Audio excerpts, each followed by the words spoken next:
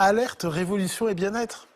Et oui, ginger beer, kéfir de fruits, kombucha, vous avez peut-être déjà entendu ces noms-là. Je vous parle de la tendance dont tout le monde parle en ce moment pour prendre soin de votre ventre, l'alimentation fermentée dont les micro-organismes constituent de fabuleux probiotiques pour avoir un microbiote intestinal riche et varié. Et en plus de tout ça, c'est plutôt bon et ça pétille. On vous initie aux joies de la fermentation avec notre invité coup de cœur. Mangez-moi, mangez-moi, mangez-moi. Mangez-moi, mangez-moi, mangez-moi. Bonjour. Bonjour Andrea de Codin, merci d'être sur le plateau de Bel et Bien. Alors vous êtes journaliste et puis depuis quelques années vous avez changé de vie, destination la campagne et là vous vous êtes passionné pour l'alimentation fermentée, passion que nous partageons, nouvelle passion entre Ali et moi. D'ailleurs quel est le plus beau cadeau que vous avez reçu cette année? Alors vous m'avez offert du kéfir, des grains de kéfir. Waouh, génial, Voilà. c'est addictif hein. Voilà. Et vous les nourrissez bien? Oui. Comme j'ai dit avec le j'ai suivi vos instructions à la lettre. Et votre kéfir est bon? Il est plutôt pas mal. Bon, Plutôt pas ça mal. va. On dirait un nom de code. Votre kéfir est bon. Kéfir de fruits, hein, Kéfir de fruits, oui, Une oui, boisson pétillante, fermentée, absolument délicieuse. Vous partagez toutes vos recettes sur votre site internet qui s'appelle pétillum.fr et puis aussi dans ce livre qui est passionnant qui s'appelle Incroyable microbiote, les clés pour bien nourrir votre intestin. C'est aux éditions Le Duc, livre que vous avez coécrit avec le gastro-entérologue Julien Scanzi et la diététicienne nutritionniste Claire Tomenschlager. Alors dans un instant, vous allez nous apprendre comment réaliser nos propres préparations fermentées. Oui Ali, oui, c'est le rêve de notre vie. Qui sont bien meilleures qu'on peut trouver, que celles qu'on peut trouver à un prix exorbitant dans le commerce. C'est ludique, c'est bon pour la santé et il n'y a pas besoin d'être un chef pour y arriver. Vous allez voir, c'est très simple. Avant tout ça, je voudrais vous préciser que la fermentation, c'est pas un gros mot.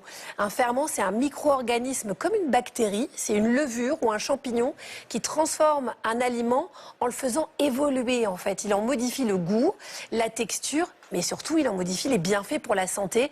Pour faire court, le moisi, c'est la vie, les gars. Ouais. Mais oui. Les aliments fermentés comme le yaourt, le kimchi, le kéfir, la choucroute qu'on consomme déjà au quotidien, ils sont bourrés de ces bonnes bactéries qui préservent notre microbiote intestinal. Alors, Andrea de Codin, parlez-nous de ce procédé qu'est la fermentation. Qu'est-ce que c'est que ce procédé formidable? Comment ça marche? C'est vrai que rares sont les gens qui comprennent vraiment en quoi ça consiste, alors que finalement, la fermentation, c'est très simple. C'est la transformation d'un produit via des micro-organismes. Alors ça peut être par exemple des bactéries, ça peut être des levures ou du moisi. Cette transformation, elle se fait naturellement puisqu'en fait, prenons l'exemple d'une carotte, Agathe. Sur une carotte, il y a naturellement des bactéries lactiques. Et oui. Et en fait, sous ces bactéries lactiques, on les met dans un milieu sans air, donc dans des conditions nécessaires pour qu'elles se développent, donc en milieu anaérobie, ça va produire de l'acide lactique si bon pour notre santé puisque contenant plein de probiotiques. Donc finalement, en fait, la fermentation, c'est quelque chose d'hyper positif. C'est tout le contraire de la putréfaction finalement. Et alors il y en a pour tous les goûts avec l'alimentation fermentée, je vous le dis. Pour les becs salés, il y a la lactofermentation des légumes qui est géniale. Voilà, vous pouvez en mettre sur des petites tranches de pain, à l'apéro, ça c'est super. Pour les becs sucrés, il y a la fermentation des boissons, donc en soda naturel. Le kéfir de fruits. Le kéfir de fruits. Un soda bon pour la santé quand même, c'est aussi la promesse que vous nous faites, c'est pas rien. Et à ce sujet, Andrea, je me demande si ces boissons fermentées contiennent de l'alcool, parce que c'est vrai qu'on a l'impression qu'il y a comme un petit goût. D'ailleurs, les gens qui arrêtent de boire de l'alcool aiment bien remplacer par du kéfir de fruits ou du kombucha. La fermentation de raisins ou d'orge qui produisent le vin ou la bière, par exemple, ça donne bien de l'alcool. Donc, oui, ce sont des produits fermentés au même titre que le kombucha ou le kéfir. Simplement, il n'y a pas les mêmes types de fermentation qui interviennent. Par exemple, pour faire de la bière ou pour faire des boissons très alcoolisées, c'est vraiment uniquement de la fermentation alcoolique. Alors que pour un kéfir ou un kombucha, il va y avoir plusieurs types de fermentation qui vont intervenir simultanément, avant, pendant, après. Donc il va y avoir effectivement fermentation alcoolique avec les levures qui vont se servir du sucre pour le transformer en alcool. Mais ensuite, il va y avoir par exemple fermentation acétique. Donc du coup, ces levures, elles vont être consommées par les bactéries acétiques qui vont se transformer ensuite. Donc oui, dans un kéfir et un kombucha ou un soda sauvage, il va y avoir des traces d'alcool.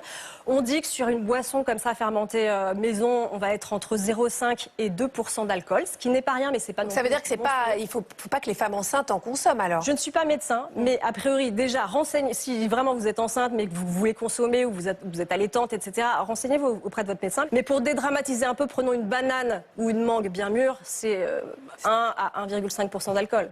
Alors, dans un instant, vous allez nous livrer votre tuto spécial alimentation fermentée.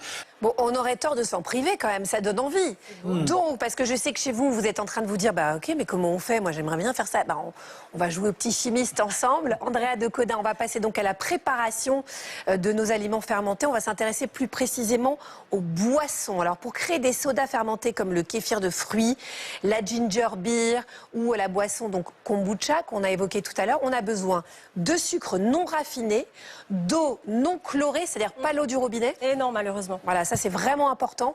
De thé vert, mais aussi de fruits bio sans pesticides. Bon, normalement, le bio nous garantit qu'il n'y a pas trop de pesticides. Hein. Et bien sûr, d'une culture de micro-organismes bourrés de ferments qui va permettre à la boisson de fermenter. Alors, il existe 3 types de ferments à mettre dans vos bocaux qu'on a devant nous. Le levain de gingembre. Le levain de gingembre, c'est ça? Oui, alors ça, c'est du levain de curcuma. En l'occurrence, on peut soit utiliser du gingembre, soit du curcuma. Tout simplement. D'accord, donc ça, on a le choix. Ça, c'est pour fabriquer de la ginger beer. Il y a le kéfir de fruits, ça. Moi, Que vous Alice, connaissez, hein. Voilà, c'est ce que j'ai Ce offert serait à mon Ali. cadeau de Noël. Voilà, j'espère que vous faites attention. Alors après, on en a de plus en plus, parce que si on s'en occupe bien, ils se reproduisent. Donc c'est pour ça qu'on peut en donner, c'est pas mal. Et puis enfin, le kombucha. Donc quelle que soit la culture que vous choisissez pour réaliser vos boissons fermentées, la méthode c'est la même. Alors on va décider de s'intéresser au kombucha, si vous le voulez bien. Ce thé fermenté, donc qui est légèrement sucré et acidulé, et qu'on peut aromatiser avec tout ce qui nous passe par la tête. C'est ça qui est génial. C'est la boisson parfaite pour vos mois sans alcool. Et en plus de ça, chaque verre contient des milliards de micro-organismes. Alors, on prépare sa boisson kombucha en 2 grandes étapes de fermentation. On commence par la première phase. Vous nous dites, Andrea, qu'est-ce qu'on doit faire? Chère Agathe, vous allez mettre les mains dans le cambouis, si Très j'ose bien, dire. parfait. Donc je mets des gants, c'est mieux. Hein. Oui, c'est mieux, c'est mieux. Ou si vous êtes chez vous, juste lavez-vous les mains, ce sera très Voilà, bien. mais là, moi, je suis en sortie de grippe, donc le kombucha grippé, je suis pas sûre. Alors, je vais pas trop m'approcher de vous, du coup. Hein. Non, mais c'est fini, c'est J7, ça va. Ok. Ça. Donc vous le disiez, il y a ces 3 types de ferments, donc ils vont servir à ensemencer 3 types de boissons. Ça peut être, on peut ensemencer un jus de fruits. Le kéfir, ça va être, on va ensemencer plutôt de l'eau citronnée hein, avec un fruit sec pour nourrir le kéfir. Voilà, de moi, fruits. j'ai conseillé à Ali de mettre des figues Des sèches. figues. Oui, c'est ça, c'est Et ce on qu'on met les la trouve plupart où, du temps. ces grains de kéfir, là Aujourd'hui, nous, on ne peut pas les fabriquer. Contrairement à la mère de kombucha qu'on peut fabriquer chez soi à partir d'une boisson La mère, kombucha expliquez non ce que c'est que la pasteurisée. mère de kombucha. En fait, c'est ça, on va regarder La mère, ça ça veut ensemble. dire quoi? En fait, c'est un amas cellulosique de micro-organismes, en fait. Là, on est sur du vivant, hein, complètement. Ça, vous buvez ça, c'est un shot pour vous, Agathe. Hein, que si Ah oui. vous êtes malade, c'est bon, vous allez mieux après. Hein, Ah direct. bon, bah donnez-moi ça immédiatement. Donc là, par exemple, on est sur une culture de micro-organismes, bactéries et levures qui vont créer du kombucha. Donc le kombucha, c'est de la fermentation de thé, tout simplement. Et donc, prenez, hein, Agathe. Donc je la mets où là-dedans? Non, vous allez la mettre dans du thé sucré. Alors en D'accord. l'occurrence, c'est plutôt du thé noir d'habitude. La Prends première. quoi, une bonne poignée? En fait, c'est des disques gélatineux. Donc là, il y a eu accumulation parce Ah qu'elles oui, se sont d'accord. formées Donc- au fur et ah à oui, mesure. ok. Voilà. Ah, c'est génial. Donc c'est une approche un peu spéciale. C'est vrai que les gens sont souvent interpellés quand ils touchent une mère de kombucha. Il faut savoir que pour fabriquer le vinaigre, Je le mets dedans? oui, tout à fait, Agathe. Pour fabriquer le vinaigre, on utilise une mère de vinaigre qui ressemble à une mère de kombucha. Donc vraiment, c'est assez étonnant cette espèce de Ah ouais, ouais. chose. En Et fait, alors là, hein. que je comprenne, le thé, il est pas aromatisé du tout, il n'y a pas de sucre, rien du tout. Si c'est du thé sucré, parce Du que thé la sucré pour fermentation, nourrir la fermentation. Effectivement. Et Voilà. ensuite, qu'est-ce qui se passe une fois qu'on a mis la mère de kombucha dans ce thé noir sucré? On va attendre, alors en hiver ça va être une dizaine de jours, c'est le temps que la fermentation ait lieu. En été on va être sur moins d'une semaine et là la mère de kombucha elle va commencer à se reproduire en fait, à se multiplier, les micro-organismes vont se reproduire et vont créer ce qu'on appelle une fille, c'est-à-dire une nouvelle mère de kombucha. Et c'est pour ça que vous voyez, j'ai en a plein. tout un hôtel à kombucha. Il D'accord. y a une vraie dynastie comme je dis parce qu'en fait toutes les mères ont commencé à faire des filles. Donc Ouais, voilà, c'est ça. donc au bout de 10 jours, normalement, vous allez voir, normalement, si tout va bien, apparaître une nouvelle fille. Ça donne ça? Ça donne ça tout à fait. Donc au bout de 10 jours, la fermentation a eu lieu. Donc on a la mère et la fille qu'on a prélevées, qu'on a remis dans l'hôtel. Et on a mis dans une bouteille à limonade, c'est plus pratique, notre fameuse boisson kombucha. À ce stade, elle est consommable, elle est délicieuse, elle est légèrement pétillante. Et est-ce que vous voulez goûter? Ah bah oui, oui. évidemment. Allez, c'est Je parti. suis moyennement fan de kombucha, mais je veux bien essayer. Pourquoi? Parce que c'est le thé qui vous embête? C'est plutôt le goût, mais peut-être que celui-ci va me convaincre. Moi, je suis plus kéfir aussi, mais bon, voilà. Si. Moi, vous pouvez y aller un peu plus. Hein. Yes. En post-grippe, je pense que c'est bon pour mon microbiote. Mais c'est délicieux, on dirait en fait un thé sucré. Hey, C'est acidulé. c'est pas mauvais. Ben oui, parce que je l'ai fait. Alice. Non, sérieux, c'est pas mauvais du Non, tout. c'est très bon C'est même. très bon. C'est très hyper bon. agréable. Ah, sérieux. Est-ce que vous voyez que c'est légèrement Un peu pétillant. voilà, pas trop. Moins que le Non, c'est kéfir. bon. C'est très Beaucoup bon. moins que le kéfir. Effectivement, le kéfir est une boisson fermentée plus Et vous pétillante. savez quoi, vous m'avez converti. Parfait, vous repartez avec une mer de kombucha, Avec Alice. plaisir. Donc là, on est sur le premier stade de la fermentation où vous avez remarqué, c'est beaucoup moins sucré. Ah oui, oui. Et donc là, on n'est plus du tout sur les mêmes quantités de sucre. On a complètement diminué et on est sur une boisson très rafraîchissante. Et là, vous les avez aromatisés, hein, c'est ça? Alors là, on est sur la première fermentation et si on veut aller sur une deuxième fermentation, c'est le moment où on va pouvoir créer la pétillance en fait de la boisson, la création de CO2 qui va se faire Donc ça veut dire naturellement quoi? grâce à la Juste on le fermentation. laisse avant de le consommer, on le laisse plus longtemps à l'air libre, c'est tout? Non, justement, on va plutôt la mettre dans une boisson hermétique pour D'accord. créer un petit peu de pression grâce aux bouteilles à limonade. On va, si nécessaire, ajouter un tout petit peu de sucre ou alors des nouveaux fruits pour apporter du sucre supplémentaire, parce que je le disais tout à l'heure, c'est le sucre qui permet de créer la créer fermentation. la fermentation. Et là, on va avoir des boissons ultra pétillantes et encore plus riches en probiotiques. Alors, je les ai dégazées ce matin, il faut faire attention parce que des fois, elles sont un petit peu... C'est vrai que c'est une bonne alternative à la limonade, hein, quand même. Hein. Ouais, bah oui, oui. Tout le monde peut consommer ces boissons-là, même si on a du diabète, même si... Est-ce que l'indice glycémique, il reste important ou pas? Il y a des sucres résiduels, voilà. Il faut quand même faire attention. C'est des boissons santé, mais pas à boire dans toutes les conditions. Et voilà, on va pas boire non plus 3 litres par jour. C'est pas le but. Alors ça, c'était pour les boissons fermentées, mais on peut également manger salé avec des légumes fermentés. Avec les légumes, pas besoin de ferment, car leur peau en contient déjà. Il faut juste du sel et de l'eau.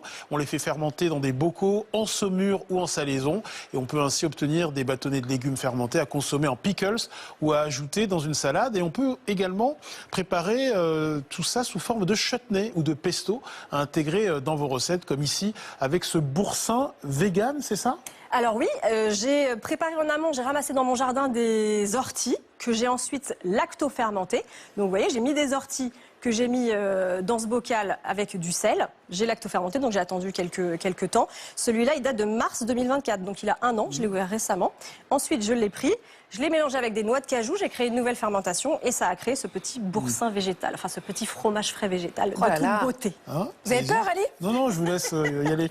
Et il n'a pas confiance, Andrea. Moi, Ah non, je sais mais pas comment je le J'ai prendrais. adoré le kombucha, mais voilà, Non mais Ali, je vous sens quand même un peu plus, voilà, un peu plus... Ok, plus réfractaire. réfractaire carrément. Eh ben, vous ratez quelque chose, c'est Oui, délicieux. certainement. Hein, sur un petit pain au levain frais, là, vous apportez le... Trop bon. Alors, maintenant, grâce à l'alimentation fermentée, vous savez comment avoir un microbiote à l'équilibre. Donc ça, c'est quand même très important. Et on remercie Merci Andrea beaucoup, Avec Andrea. grand plaisir. de nous avoir donné toute cette initiation quand même. Alors, si vous voulez tout savoir sur l'alimentation fermentée, on peut retrouver toutes vos recettes sur votre site internet, Andrea, mais aussi donc ce livre que vous avez coécrit, Incroyable microbiote, les clés pour bien nourrir votre intestin. C'est aux éditions Le Duc. À bientôt. Au revoir. À Merci d'être bientôt. venu.